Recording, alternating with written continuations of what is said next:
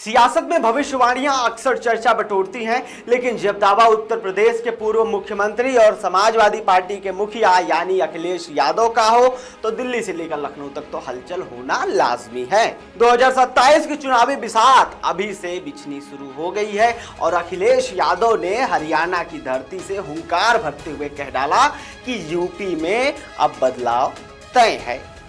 अखिलेश यादव ने गठबंधन की सच्चाई से लेकर महिला आरक्षण और बीजेपी की बांटो और राज करो वाली जो नीति है उस पर ऐसा प्रहार किया जिसने विपक्ष के खेमे में एक नई ऊर्जा भर डाली। जी हाँ, मेरा नाम है पीयूष तिवारी और आप देखना शुरू कर चुके हैं नव भारत लाइव। चलिए करते हैं थोड़ा सा टाइम ट्रेवल और चलते हैं 2027 में।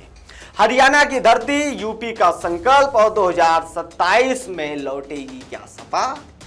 ये सवाल हमारा ही नहीं बल्कि हर एक जनता का है। तस्वीरें हरियाणा के रेवाड़ी की हैं, जहां अखिलेश यादव का निजी समारोह में शामिल होने पहुंचे थे। लेकिन इस सामाजिक दौरे को अखिलेश ने पूरी तरह से राजनीतिक रंग दे दिया।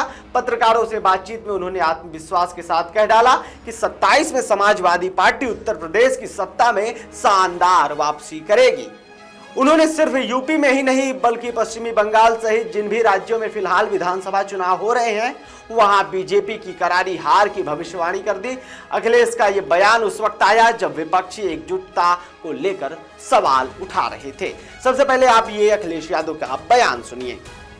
समाजवादी पार्टी आने वाले समय में उत्तर प्रदेश में सरकार बनाएगी। कांग्रेस के साथ चुनाव में जाएंगे या फिर इंडिया गठबंधन या अकेले? इंडिया गठबंधन रहेगा, कांग्रेस को साथ रखेंगे और हमारे यहाँ सवाल सीट का नहीं होता है, सवाल जीत का होता है। जो जीतेगा उसे टिकट मिलेगी। खैर आपने सुना, लेकिन मुझे एक कोट याद आता है, इंडिया गठबंधन अटूट है, सीटों से ज्यादा जीतने की क्षमता जरूर है। गठबंधन के भविष्य पर उठते हर सवाल को अखिलेश ने सिरे से खारिज कर दिया। उन्होंने साफ लहजे में कह डाला कि इंडिया गठबंधन पूरी तरह एकजुट है और आगामी चुनाव में कांग्रेस उनके साथ मिलकर मैदान में उतरेगी। सीटों के बंटवारे पर छिड़ी बहस को किनारे करते हुए उन्होंने एक बड़ा संकेत दे डाला। अखिलेश के मुताबिक सीटों की संख्या से ज्यादा महत्व हम इस बात का है कि कौन सा उम्मीदवार जीतने की क्षमता रखता है, यानी 2027 में टिकट का आधार सिर्फ और सिर्फ प्रत्याशी की विनेबिलिटी होगी, यानी कौन से ज्यादा लोग वो हैं जो जीतने में माहिर हैं, जीतने की क्षमता रखते हैं। बीजेपी की नीति फूट डालो और राज करो, अब महिलाएं देंगी जवाब। विमेन जो है महिला आरक्षण बिल पर जो लगातार सियासी बहसबाजियां चल रही हैं उस पर अखिलेश यादव थोड़ी पीछे रहने वाले हैं।